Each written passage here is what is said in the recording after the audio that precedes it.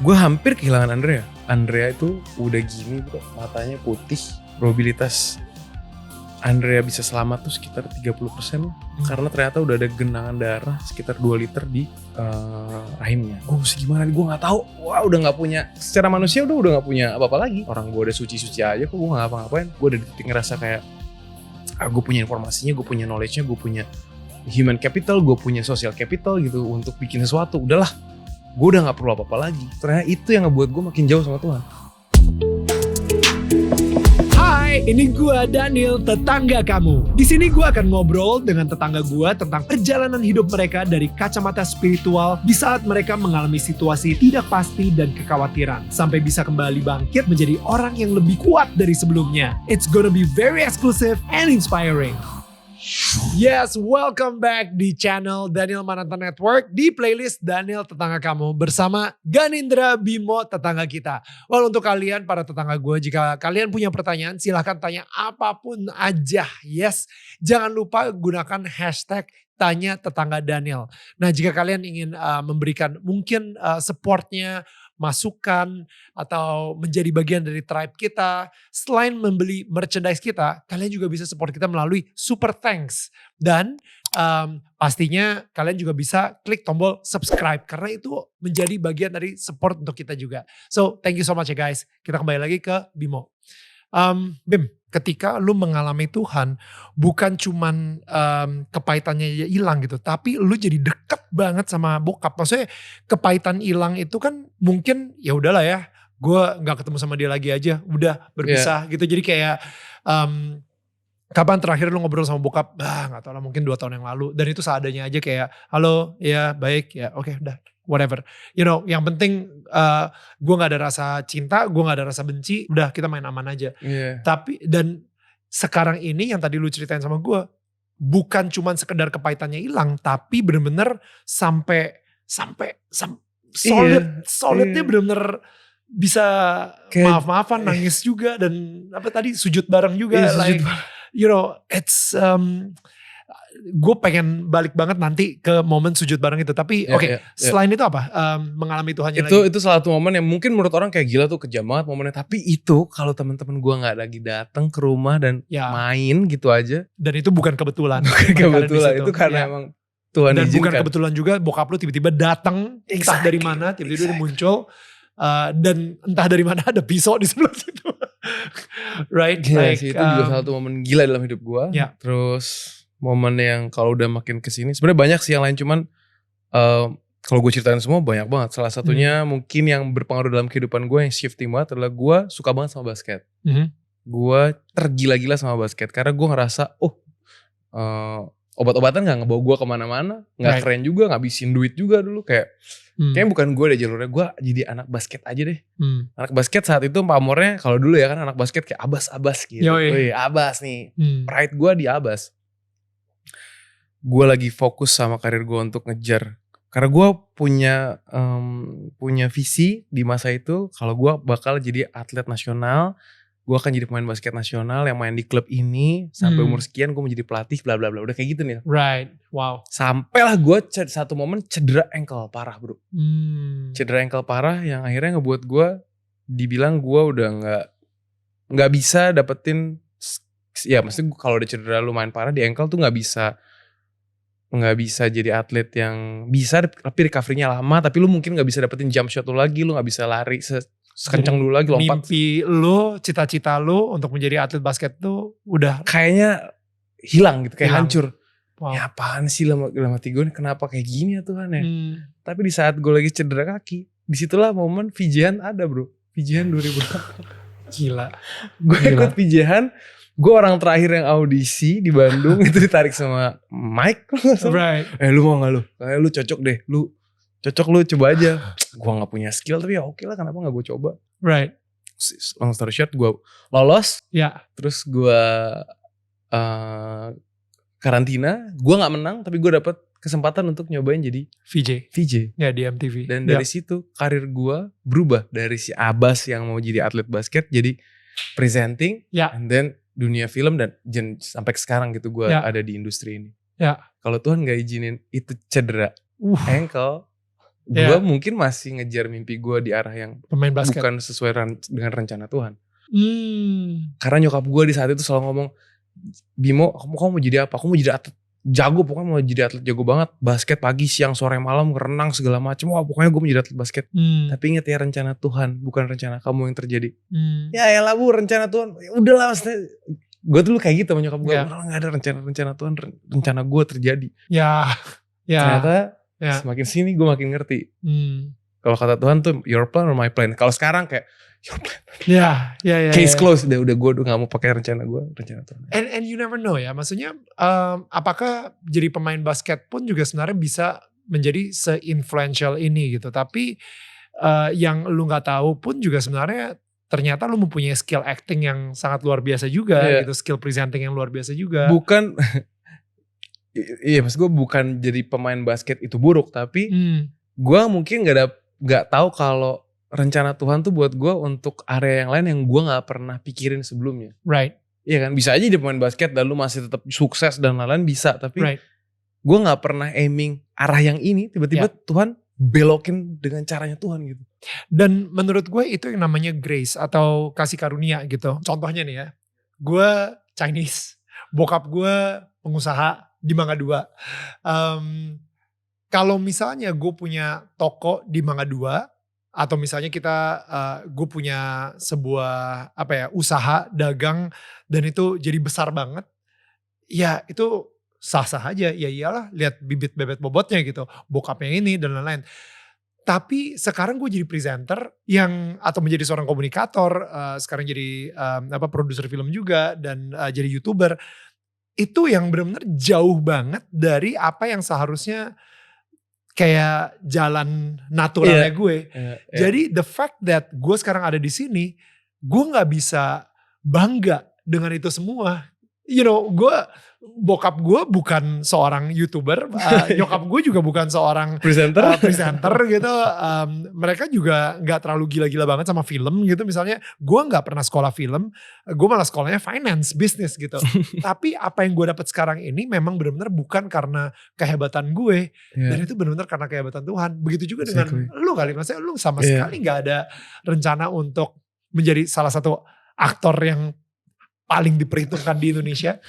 You know what I mean? Like bisa main sama seorang Angga Sasongko gitu. You know, I feel like with your past, dengan semua rencana-rencana lo untuk jadi pemain basket dan lain-lain gitu ya. Ya ternyata rencana Tuhan tuh justru pengen ngasih tahu lo, well you won't be here kalau misalnya bukan karena grace yang kasih karunia yang dikasih sama Tuhan gitu. Dan gue di titik itu masih bebal. Di situ yang gue bilang, gue mengalami Tuhan berkali-kali tapi gue gak membuka diri, gue gak mau mengenal Tuhan lebih jauh. Jadi walaupun Tuhan udah alihin maksudnya dia udah menunjukkan kuasanya gitu. Gue masih ngerasa ini karena kerja keras gue aja sih. Right. Masih kayak ini karena pride gue nih. Kegantengan gue. Karena kelebihan gue yang gue miliki lah gitu. Ya. Ternyata bukan, at the end of the day semua itu gak ada apa-apanya. Semua sih izin Tuhan gitu. Exactly. Terus momen apalagi yang paling besar, ini ada 2 momen lagi. Momennya tahun 2019 ketika pandemi bro. Momennya tahun 2013 ketika pertama kali, ketika di tahun gue nikah sama Andrea. Oke, 2013 ya? 2013, ini 3 momen lagi deh. Ini momen-momen besar aja dalam hidup gue ya. 2013 gue nikah sama Andrea, gue mendapatkan apa yang gue pikir gue gak pernah dapetin, yaitu rumah. Gue tuh ngerasa rumah bukan bangunan ya, rumah home gitu, bukan bangunan. Bukan house. Rumah tuh gue ngerasa punya keluarga, ini gue pulang, gue disayang, gue bisa saling menyatakan kasih satu sama lain gitu. Gue bisa dibimbing ke arah yang lebih benar dan juga ngebimbing Andre ke arah yang lebih benar, perjalanan bareng gitu. Tentu mimpi kami berdua adalah di saat itu, punya anak. Menyenangkan sekali nih kalau kita punya anak. Dan bener waktu itu baru nikah di bulan ke-6 Andre hamil. And then di bulan ke-4 4 bulan setelah itu dia keguguran. Gue nemuin dia keguguran itu, kami menemukan gue gak nemuin Andre keguguran itu di kalau cerita ini agak berat sebenarnya gue. Kejadiannya jam 10 siang, itu jam 11 gue harus live acara program baru di Net TV. Jam 10 gue mau mandi. Waktu itu gue ngekos di daerah Setiabudi. Kamar mandinya ketutup. Pas gue buka, Andrea itu udah gini bro, matanya putih. Gue gak tahu kenapa. Sampai akhirnya gue panik, gue balut dia pakai selimut. Gue bawa ke rumah sakit Siloam. Jadi gue langsung, dia di tengah panik dan kalut, gue telepon produser gue gak bisa. Karena ini lebih penting, lebih urgent. Ini program pertama tayang, kebayang gak? Jadi kayak kepala gue udah. Ya. Gue bilang, lu cari host deh, siapa yang bisa nyelamatin gue gak tahu. Karena gue ngurusin istri gue dan anak gue. Ketika sampai di rumah sakit, dokter Batara bilang, gue udah kehilangan anak gue. Ya itu kehilangan terbesar dalam hidup gue, salah satunya itu. Tapi di satu sisi juga, gue hampir kehilangan Andrea. Gue hampir kehilangan Andrea. Dokternya tuh bilang kalau probabilitas Andrea bisa selamat tuh sekitar 30% lah. Karena ternyata udah ada genangan darah sekitar 2 liter di rahimnya. Gak ada yang bisa megang kondisi saat itu kecuali dokter Batara. Kebayang gak, dari sekian banyak dokter yang bisa endoskopi, laparoskopi pakai alat itu, hanya dokter Batara. Dokter Batara, dan dia di situ bro. Right. Wow. Jadi gimana caranya, mau ambil operasi atau enggak? Oh iya, langsung tanganin aja dok. Ya. Wow. Dananya waktu itu gak ada nih. Dananya gue gak ada karena gue habis waktu itu ada keperluan yang lain. Ya, baru nikah juga. Ya, dananya gak ada karena cukup besar. Terus dia dibawa ke lantai, lupa gue lantai 18 atau pokoknya ruang operasi. Di ruang operasi, sebelum masuk ruang operasi dia bilang butuh waktu sekitar berapa jam dok. Karena itu udah mau nyokap gue, adiknya Andrea, nyokapnya Andrea itu datang. Di tengah gue kalut, gue baru kehilangan anak gue. Terus dokternya bilang kayaknya 3 jam. Ternyata operasi lebih dari 3 jam, sekitar 5-6 jam. Itu dialog pertama kali gue sama Tuhan. Kalau scene-nya itu, ini Siloam, mataharinya terbenam. Itu dialog gue ngomong, gue sujud, gue ngomong. Boleh gak? Gue pikir ini cara doa yang benar saat itu. Ternyata gue lagi bertransaksi. Sekarang gue tahu kalau itu bertransaksi. Harusnya gak boleh. Tapi saat itu gue, Tuhan boleh gak kasih kesempatan buat Andrea untuk ngalamin kesempatan keduanya. Saya janji saya gak akan macem-macem lagi. I promise you gue akan bla bla bla bla bla bla bla bla. Please God, please. Karena gue baru kehilangan anak gue gak tahu nih rasanya. Ini gue tuh masih setengah hidup atau setengah enggak aja, gue gak tahu nih. Saya tuh gak tahu Tuhan itu rasa apa. Karena gak pernah gue ngalamin ini sebelumnya kan. Dan Andrea sebelum operasi megang tangan gue bilang gini, aku ngelakuin banyak kesalahan tapi kamu bukan. Bro. Dia udah gak sadar, udah gak apa begitu mau. Jadi dia tuh udah gak sadar, udah black out aja udah. Dia bilang sakit, sayang sakit. Di taksi tuh udah pamit-pamit bro. Tapi sebelum operasi, dia pegang tangan gue, dia bilang, aku ngelakuin banyak kesalahan tapi kamu tuh bukan. Jadi jangan khawatir. Itu yang bikin gue makin remuk dan kayak gue mesti gimana, gue gak tahu. Wah udah gak punya, iya kan, udah gak, secara manusia udah gak punya apa-apa lagi. Tinggal menyerahkan kekuatan tertingginya sama otoritas tertingginya di tangan siapa? Dokternya, Tuhan. At the end of the day Tuhan kan, gue ngomong sama Tuhan. Dan mujizat terjadi. Andrea bisa survive dan dia selamat. Tapi kami kehilangan anak. Dan di momen itu Andrea juga diambil saluran hidung telurnya yang kiri. Dan kami punya trauma lumayan cukup panjang dari untuk hamil lagi dari kejadian itu. Karena gue ngelihat gimana Andrea kesakitan banget. Dan gue bukan ngomongin trauma karena gue gimana ya, kayak bukan trauma gitu, enggak sih. Tapi kayak gue subconsciously. Iya, secara gak sadar gue inget banget scenery-nya. Makanya gue ceritain juga pelan-pelan nih. Scenery-nya tuh gue inget, semua scene-nya di kepala gue tuh inget. Itu, tapi akhirnya ya udah, kami bisa ngelewatin fase itu, fase berat itu, momen-momen berat itu selama 8 tahun 8 tahun tuh hidup gue sama Andrea. Ya udah kita jalanin dulu ya, bahagia, dan kita tahu kalau ini kesempatan. Gue sempat baca tuh di Instagram, kira gue suka baca quotes-quotes gitu ya.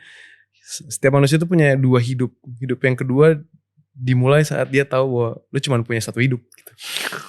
Wow. Jadi ya Wow, that's so good. Ya, Andrea juga salah satunya itu kayak makanya dia orang bilang ngapain sih olahraga rajin-rajin, kenapa sih lu mau menginspirasi orang, karena dia punya near death experience itu. Ya.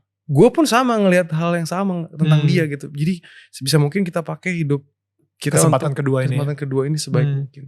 Tapi di situ bro yang ngalamin Andrea. Dan maksud gue setelah lu bertransaksi dengan Tuhan gue nggak akan pernah bla bla bla bla bla bla bla lagi. Setelah Andrea selamat, so, Tuhan sekali ini aja ya. Gue emang gak minum, gue emang gak doyan party. Emang gue doyannya, kalau gue tuh sukanya emang di kamar baca komik gitu bro. Emang nerd banget sih sebenarnya gue. Right.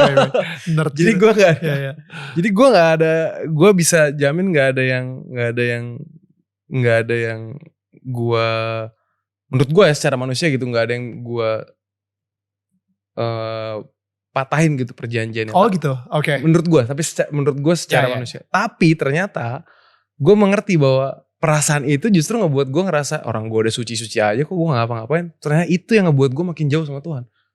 Jadi sejak kejadian itu 8 tahun, bukannya gue mendekatkan diri, tapi gue ngerasa ya udah aman-aman aja kan, gak ada apa-apa lagi. Ya terus gue jadi Kristen standar aja, Kristen yang gak bertumbuh imannya, Kristen yang gue Kristen, gue percaya Tuhan tuh ada, titik bro. And I'm doing good. Maksudnya gue berbuat baik dengan orang-orang, ya udah. I think that's enough. Bahkan gitu ya. gak berbuat baik dengan orang-orang, gue berbuat baik dengan keluarga gue aja cukup. Sisanya ya gue, ya itu urusan yang lain lah. Gue rasain dulu gitu bro. Oh wow. Oke. Ada di momennya sampai akhirnya di 2019. COVID. Itu gue lagi persiapan untuk Sri Asih dan gue lagi syuting film Kamu Tidak Sendiri yang syutingnya itu bubble, jadi udah definitely nggak mungkin ketemu sama orang-orang gitu, udah strict banget lah. Dan gue adalah orang yang suka ya kan, nah itu dia, gue mungkin nggak badung tapi gue tengil. Ya secara looksnya juga udah tengil kan. Terus gue ngomong COVID tuh apaan sih, nggak ada lah itu COVID. Flu, gue tuh bilang gitu. Dulu gue bilang gitu, flu. Andrea nggak pernah keluar rumah karena dia ngerjain semua kontennya di rumah. Ya karena dia kan di rumah gue bikin kayak semuanya bisa dikerjain di rumah untuk kebutuhan syuting Andrea. Pas gue ngomong flu, udahlah gak usah takut, kita syuting aja. Andrea adalah orang ke-10 kali yang kena COVID di Indonesia. Iya. Gue inget banget, itu heboh banget. Kayak, why? Gue bilang, Tuhan, gue langsung sini itu. Tengilnya loh. Tuhan, kenapa Andrea gitu. Ya. Ini kejadian juga menarik. Dia demam-demam, gue gak tahu kenapa dibawa ke rumah sakit. Di rumah sakit masih bingung penanganannya untuk COVID seperti apa. Dan dia dipindahin ke rumah sakit Minto Harjo yang masih dalam usaha terbaiknya untuk menangani kasus COVID. Jadi rumah sakitnya masih belum ready sebenarnya. Dia cuma sendiri di bangsal, di satu kamar bangsal gitu yang emang bahkan dokter bilang kita belum tahu mesti tindakannya akan seperti apa. Kebayang gak bro? Dan dia lagi sakit. Dan banyak ngedengar kasus-kasus kematian karena COVID saat itu. Itu fear-nya lebih besar dari virusnya gitu. Betul. Jadi kayak takut banget gue, gimana nih. Dan lu gak ketemu sama Andrea juga karena lu lagi di lokasi syuting yang memang di bubble tersebut kan. Itu gilanya. Gue pas di rumah sakit sebelum dia divonis COVID, gue tuh suap-suapan bubur sama dia. Oh lu masih bisa ketemu. Masih bisa. Karena kita taunya dia tipes. Flu, sampai akhirnya keluar kata-kata COVID itu. Dan gue gue negatif. Gue juga gak ngerti lah kenapa bisa gitu. Tapi gue waktu itu lebih prefer untuk kalau bisa kita karena berdua aja. Kalau terpisah jarak gitu bro, gue di rumah ngelihat dia setiap hari kayak gitu. Tapi gue persingkat ceritanya. Jadi long story short, dia demam aja and then dia sembuh. Dan di dalam kamar itu ternyata banyak orang-orang yang sakitnya jauh lebih parah kondisinya dibanding sama Andrea. Dan Andrea bisa pakai suaranya lewat sosial media, lewat itu seizin Tuhan sih, Tuhan, Roh Kudus bekerja.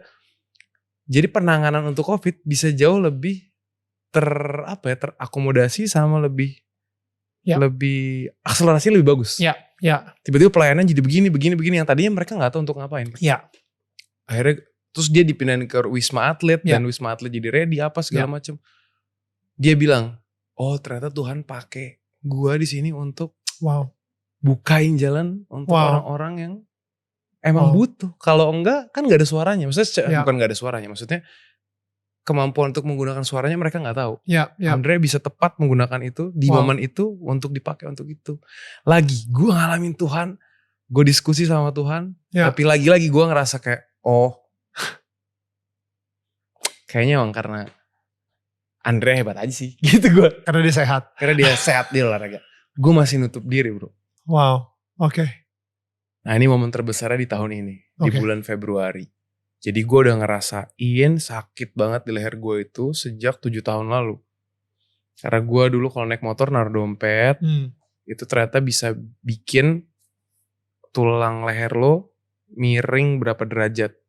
Dan itu bisa ada tulang tumbuh.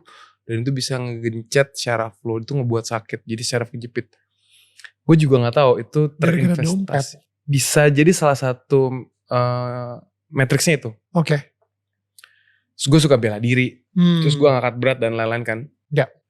Banyak faktor lah. Tapi salah satunya itu yang ngebuat derajat kemiringan di leher gue tuh lumayan tinggi lah. Sakit gue tahan dan gue gak tahu. Gue gak mau cek segala macam kan. Gue pikir ya udahlah wajar olahraga pegel-pegel aja. Long story short di tahun ini gue di awal tahun lalu gue ngerasa ini titik tertengil gue nih. Ujian dan cobaan tuh kan emang diizinkan Tuhan hadir gitu ya. Iya maksudnya kan ujian diizinkan sama Tuhan hadir. Cobaan karena kita karena emang iblis selalu akan mencoba kita kan seperti singa yang mengaum-ngaum gitu.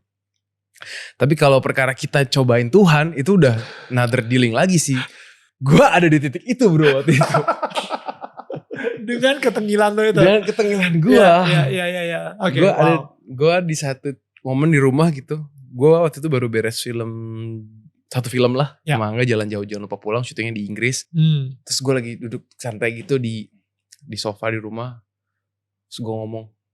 Semuanya udah bucket list nih. Itu gue just being gue karena manusia. Semakin banyak knowledge-nya, semakin banyak informasinya. Sekarang kan eranya bisa dibilang inflasi informasi. Jadi informasinya makin banyak banget dan lu gak filter. Betul. Lu ngerasa lu paling bisa, paling pinter. Dan gue mungkin waktu itu ada di titik itu. Bukan mungkin, iya gue ada di titik ngerasa kayak gue punya informasinya, gue punya knowledge-nya, gue punya human capital, gue punya social capital gitu untuk bikin sesuatu. Udahlah, gue udah gak perlu apa-apa lagi. In literally gue gak bisa ngapa-ngapain. Bahkan gue setiap bangun tidur gini, sakit banget sayang, sakit banget ya. Gue WhatsApp Andrea, gue bilang sayang, I wanna quit this life. Gue udah mau selesai aja. Gue cuman punya tenaga 0,01% lagi nih, sakit banget. Karena emang udah bisanya cuman pasrah dan berserah nih. Gue nggak tahu lagi.